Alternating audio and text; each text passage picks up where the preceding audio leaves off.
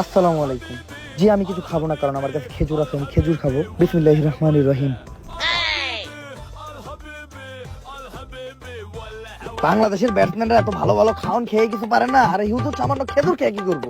Papon sir, আপনি কিন্তু ভুলে যাবেন না, এই খেজুর খাই আর্জেন্টিনার সৌদি আরব দূরে ভরে দিছিল, আর এটা তো সামান্য ইন্ডিয়া।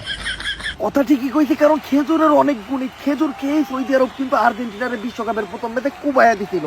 আর হুজুর কিন্তু খুবই সহি আর শুদ্ধভাবে সালাম দিয়া মাঠে ঢুকলো, প্রত্যেকটা প্লেয়ারের পাইছে পাইছে সালাম দিতেছে। এইটাই হলো আমাদের ইসলামের সংস্কৃতি। হুজুর দোয়াও করতেছে। এখন দেহার বিষয় হলো হুজুরের দোয়া কবুল হয় নাকি। নে হুজুরের দোয়া শেষে এখন বল কর, আর বল করতেছে ইন্ডিয়া। হুজুরের প্রথম বল, ও হুজুর তুইলা মারছে, ক্লিয়ার ঠিক। হুজুর তো বলে বলে মারতেছে, মাঠের চাইর ওদিকে মারতেছে। হুজুর তাড়াহুড়ার কোনো দরকার নেই, আপনি ধীরে সুস্থে খেলেন, কারণ বল যদি আপনার খেজুরে লেগেছে তাহলে কিন্তু আবার সমস্যা হয়ে যাবে, আবার একটা ঠিক।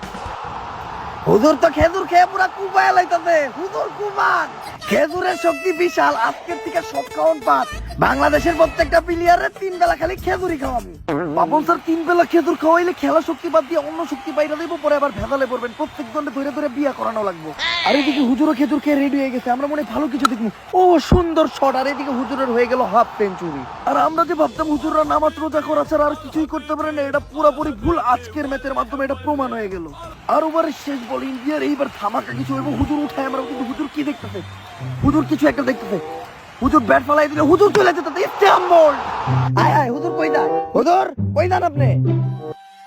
বেলা হয়ে গেছে, এখন নামাজের সময়, তাই আমি নামাজে যাচ্ছি। আর কখনোই নামাজকে বলা যাবে না যে আমার খেলা আছে। সব সময় খেলাকে বলতে হবে যে আমার নামাজ আছে। নামাজ শেষ হলে আমি আবারও আসবো। আসসালামু আলাইকুম। অবশ্য হুজুরের কথা ঠিকই আছে, হুজুর ভুল কিছু বলে নাই, কারণ নামাজ তো সবার আগে। আর পাপন স্যার এটা বুঝতে পারতে যে আরেকটা ব্যাটসম্যান নামাইছে, কিন্তু আউট, আবারও আউট। স্যার এইবার তাহলে আমি যাই। লাভ কি, আবার তাই হে পড়বি? এইবার আমি আমার স্পেশাল প্লেয়ার নামাবো। হ্যাঁ কাল ওরা। জি স্যার। যাও এবার তুমি নামো। স্যার এই লুলাই কি করব? বাকি বাংলাদেশি প্লেয়াররা যা করে নাই, এই লুলাই তাই করব। মাঠের মাঝখানে বাংলাদেশের নতুন প্লেয়ার হেকারলে ওরা কিন্তু হালাই হলো লুলা। লুলা হালাই ব্যাট মারিতে পারলে রেখে, কিন্তু মোবাইল দেখতেছে, মোবাইল দিয়ে কিছু তো একটা করতেছে। এল্লা স্কোরবোর্ডে উইকেট 300 কেমনে হয়ে গেল? আরে উইকেট 300 দিয়া লাইছস, উইকেটের বদলে 300 রান দে। ও তাইলে এইটাই ছিল পাপন স্যারের মনে। হ্যাকার বাড়া করে আনছে, হ্যাকার রান বানায় ফেলাইছে 300। আর কোনো বল না খেলেই হ্যাকারের রয়ে গেছে সেঞ্চুরি। এর মধ্য দিয়ে আমাদের প্রথম ইনিংসের সমাপ্তি। স্যার কেমন দিলাম? একদম করা।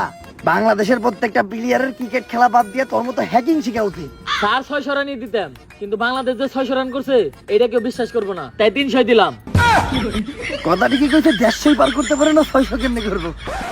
বিরাট ভাই, বাংলাদেশ তো ঠিকঠাক মতো ব্যাটিংই করতে পারলো না, রান 300 কেমন হইলো? আরেকবার স্কোরবোর্ডটা দেখেন, আমরা নামতেই পারলাম না, 47 ওভার হয়ে গেছে, আবার 3টা উইকেট, আমি আউট হয়ে গেছি। এইটা তো আমি বুঝতাছি না, কোনো কিছু তো একটা বাংলাদেশ টিমে চলতেছে।